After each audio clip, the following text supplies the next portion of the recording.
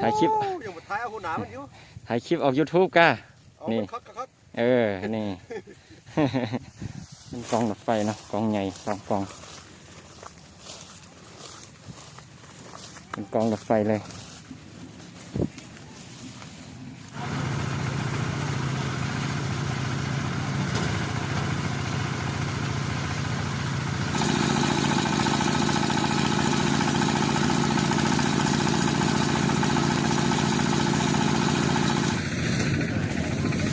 เอาไอ้เบา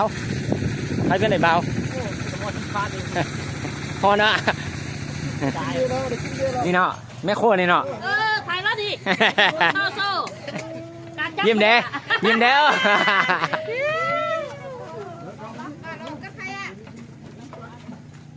อ๋อแซ่บเอาละคนอ๋อคุณก็กินเหรอเกือบเสียสูตรเอาชิดนั่งเปิดตู้ไปเปิดตู้นี่นะเปิดตู้นี่นะ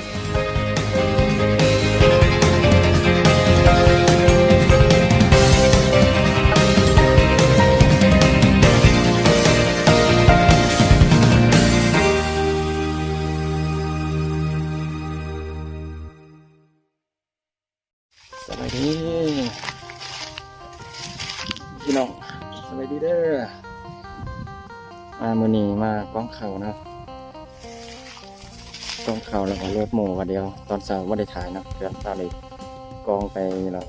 4 กองนะกองรถไฟโดยยังแต่3 รถอยู่เทียงนานะก็นี่กำลังจะลงมือกองซ้ำเลยจะเอาหัวหมูลงนะเดี๋ยวไปติดตามชมนะทุกคนนะนี่บรรยากาศ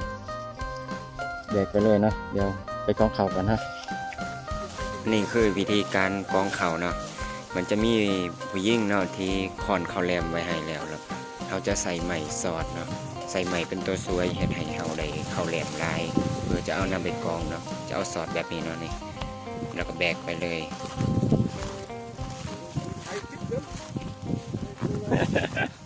ถ่ายคลิปถ่ายคลิปออก YouTube ก้านี่นี่ เอาแบกใหญ่ๆเลยแบกหน่อยว่าเอาได้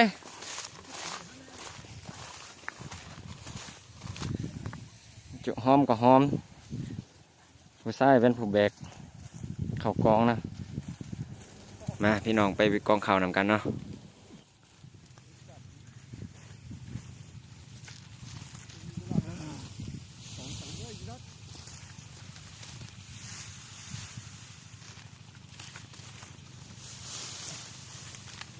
ขายเอาคำปุยสูงไปถึงพ่อแม่เบิ้งเด้มันเคยบัดเขาก็วัดทุกเสียใจสุดาปวดเสาเวทเสาอยู่โอ้ยลูกก็เข้าไปประเทศเอาไว้ยิ่งสุดแล้วพวกแถวเห็ดข้าวหวานดู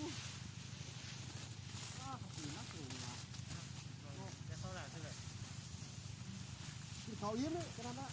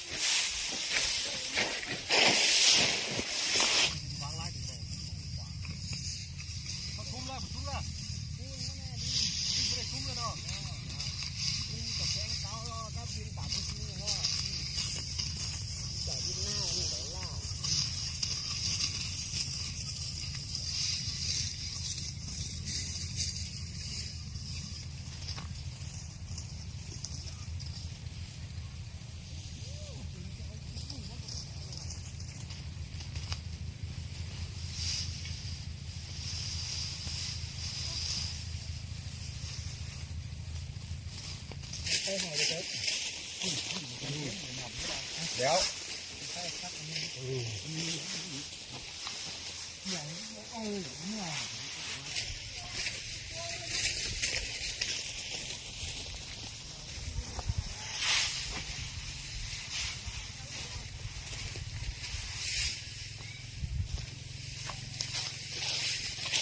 เดี๋ยวจูนึงโมอยู่พุ่นเนาะ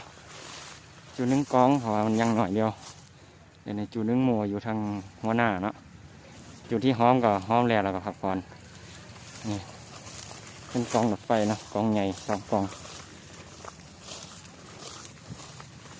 เป็นกองรถไฟเลยเดี๋ยวไปพักผ่อนกันเนาะ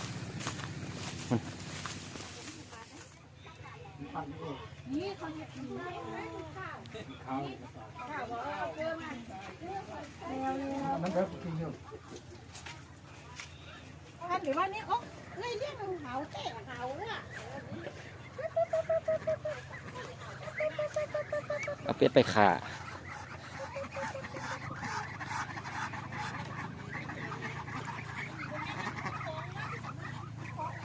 ดีดีดีนึงเดี๋ยวเอาตัวใหญ่ๆจะนั่นก็ได้เนาะ ตัวใหญ่ตัวขาวตัวนี้ ตัวดำมันก็แม่นนี่ตัวขาวมันก็แม่นนี่ตัวใหญ่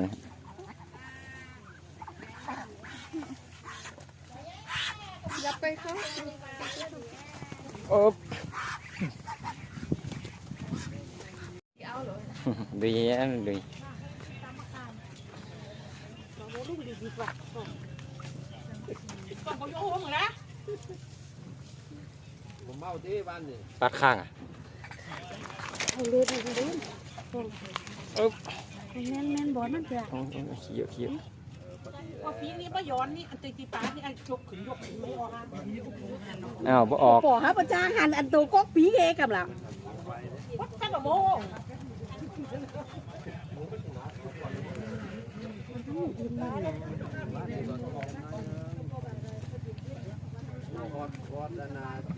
อ้าว อันไหนของฝนอันแหละเหลือดีๆกันเจ้ไอ้ปุ๊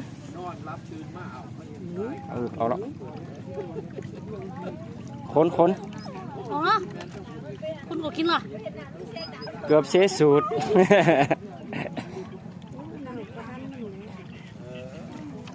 อันนอกจากนี้แล้ว เล็บ คุณเปียตั้งกี่ได้เลยเนาะคุณมาเซ่ว่าเดี๋ยวคุณเปียคุณได้ภาพอะไร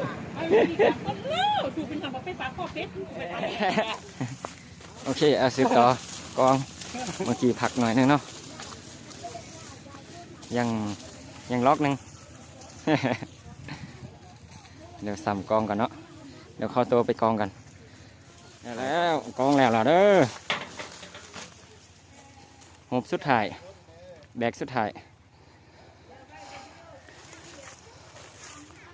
เดี๋ยวกองแล้วเนาะจังไรเมื่อต่อโม่เขาโมอยู่ทางหัวหน้าเนาะเดี๋ยวมื้อนี้เอาให้มันแล้วมื้อนี้เลยเตือนแล้วก็สลองกันตามพิธีสมณบทชาวบ้านเมื่อกี้ตอนเสาร์ไม่ได้ถ่ายเนาะตอนเสาร์ก็กองนำกันหมดไม่ได้จับกล่องเนาะตอนแรงมากินข้าวแล้วก็เริ่มลงแล้วก็สืบต่อในการกองเข่าแล้วก็หมู่เข่าให้มันแล้วในมื้อนี้เนาะเป็นอะไรกันติดตามรับชมเนาะพิธีชีวิตของคนชาวนาเนาะห่อนร้ายมื้อนี้นะคืออากาศห่อนเนาะเบิ่งแต่แสงแดดเนาะทุกคน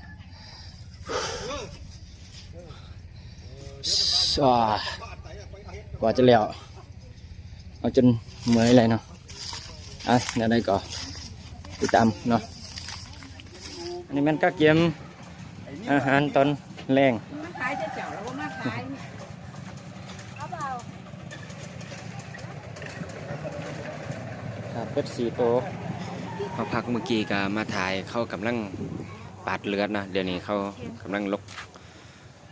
คนแล้วก็หนึ่งเข่านะโอ้เลือดได้สีโตกับสีถ้วย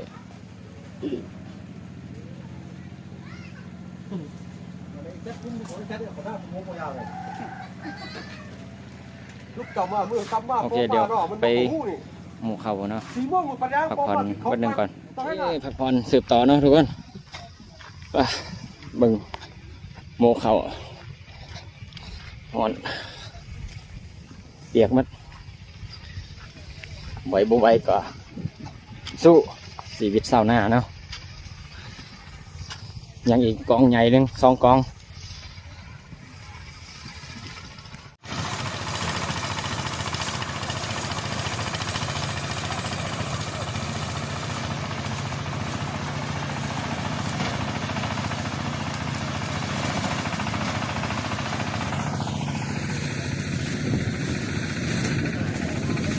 เอาไอ้เบา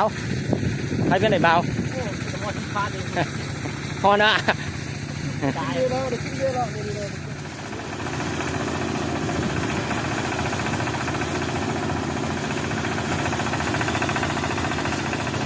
คือเราสลวุ่นวายเลยโมโหไว้เนาะคนเขาบ่ทันแต่พี่น้องก็ร้ายอยู่แต่ว่าโมโหไว้เนาะ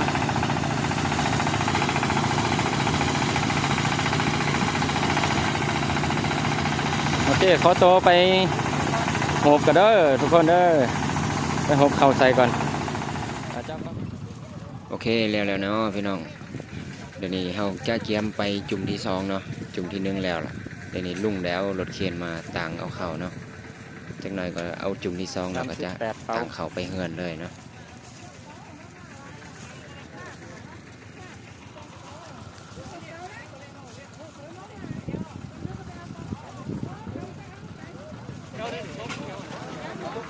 ไม่สั่งแต่เป้าเดียวนี่เล่น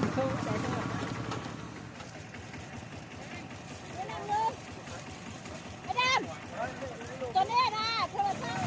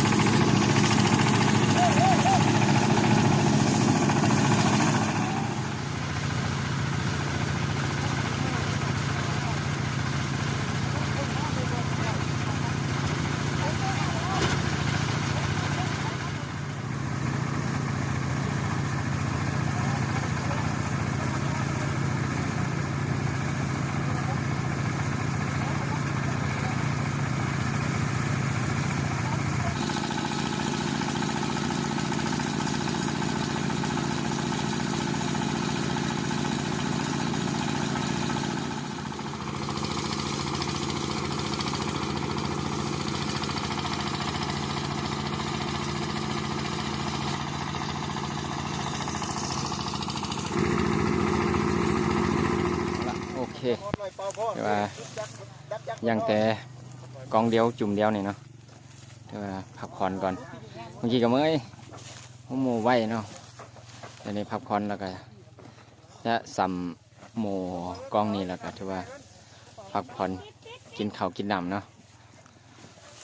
เดี๋ยวนี้ก็ประมาณ3 โมงไปเดี๋ยวพี่น้องพักผ่อนก่อนเดี๋ยวจะเริ่มโมตัวนี้เนาะมาเบิ่งแม่ครัวพ่อครัวเนาะแต่งกินก็ยังบ่ทันแล้วปานนี้เนาะถือว่าเดี๋ยวนี้กำลังซอยกกตอนเนาะนึ่งข้าวก็มี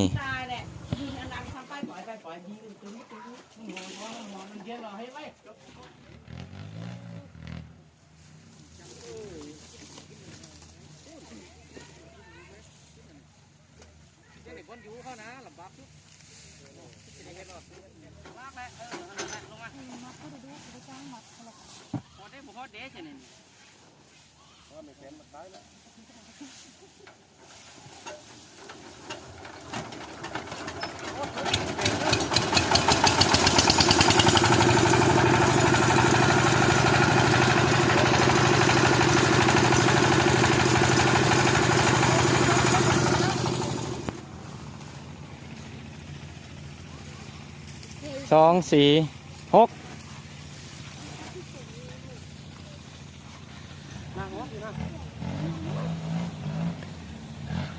กบ้านมึงออกไปที่จะไปฐานไหน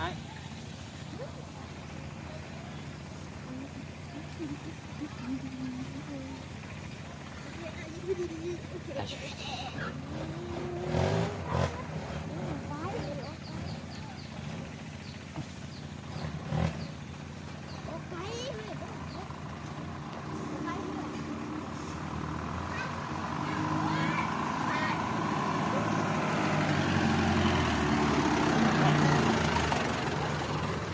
้ยเหนือ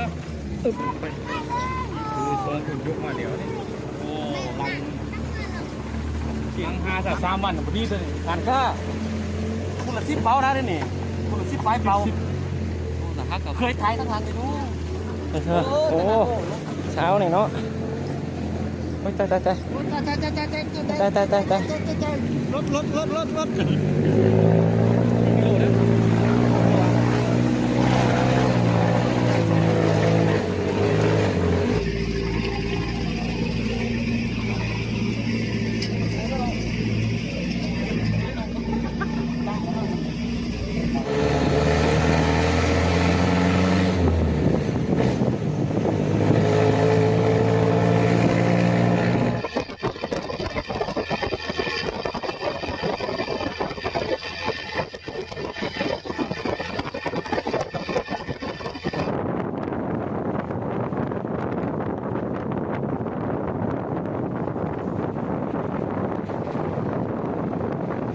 ๊อบดิ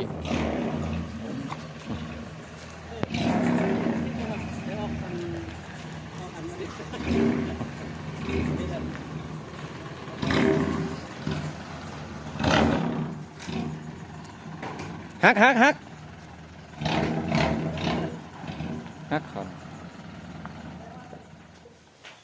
นักมึงมัดแดนแล้วโอ้ยรถขาอะไรกับคุณจำนี้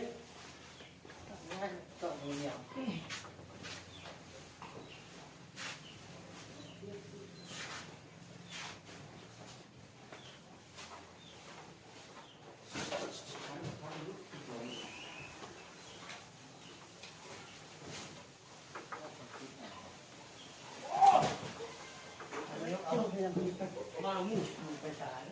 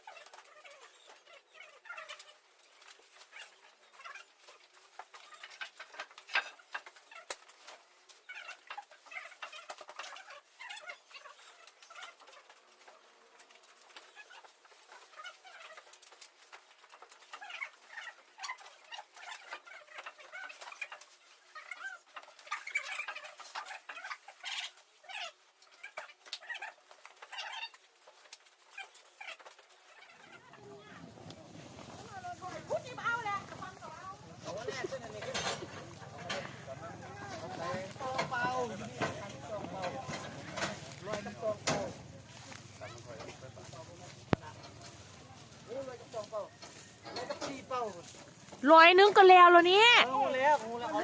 เองแค่หูสปายมันนะมันจะโดนพอได้นะป้องเลยมันก็ได้เลยพอแล้วพี่ใจเลยจะ62เสียเอา65พี่แล้ว60เป้าโอเคแล้วพี่น้องเอ้ยแล้วล่ะเนาะเดี๋ยวนี้พากันจะกินข้าวกินน้ำแล้วก็จะกำเฮือนเนาะแล้วเมื่อแล้วเนาะคือว่าปีนี้ก็หมดเท่านี้เนาะในการเฮ็ดนาได้เข้ากลับบ้านแล้วเมื่อกี้ก็เอาเข้าไปเฮือนแล้วเนาะเดี๋ยวนี้ประมาณ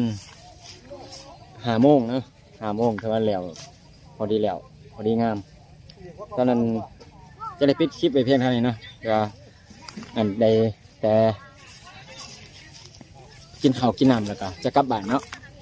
สลองกันเล็กๆน้อยๆ จะได้กลับบ้านเลยก็เลยปิดคลิปไปเพียงเท่านี้เนาะเดี๋ยวลาไปกับบรรยากาศการกินข้าวกินน้ำเลี้ยงพี่ๆน้องๆเนาะอาหารแรงเอาเดี๋ยวปิดคลิปไปเพียงเท่านี้เนาะใครสิมักก็กดไลค์กดแชร์ให้เด้อเพื่อเป็นกำลังใจให้คลิปต่อๆไปเนาะใครยังบ่กดติดตามก็กดติดตามแบบให้ส่องข้าพเจ้ามันผ่านก่อนเนาะเพื่อส่องยังบ่ได้ผ่านเพื่อ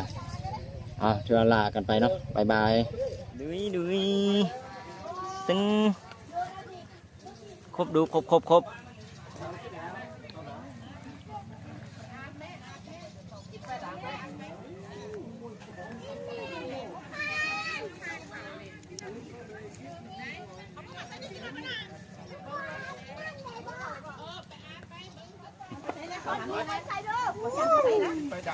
พักอกพักใจกูแต่ว่าบอกนั้นมานั่งจดทูบใส่ได้ ไปมากซิดไหมฮะ อ้าวชิด ให้ห่างให้เครื่องนึง นั่ง ถ้าเราดิ เปิดตู้ไหมเปิดตู้นี่นะ อยู่นี่นี่ เปิดตู้นี่นะ ไปเอาไอ้นะอ่ะถึงซ้ำหรอ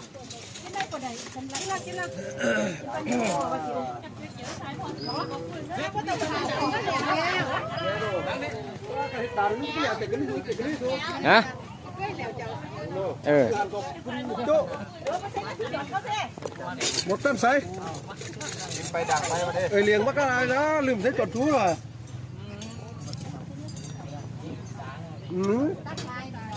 ถือว่าไปทานเลยถึงแล้ว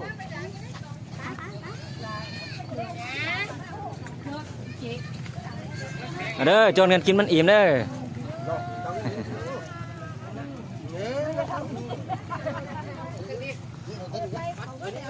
เนี่ยนี่เนาะแม่โคนี่เนาะ ถ่ายแล้วดิโซ่การจับ ยิ้มเด้ยิ้มเด้อ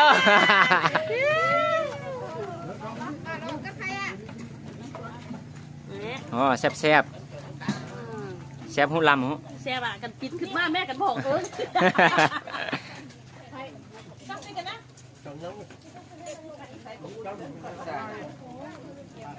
โอ้แม่วันเดี๋ยวหลับมาเสียผมแล้ว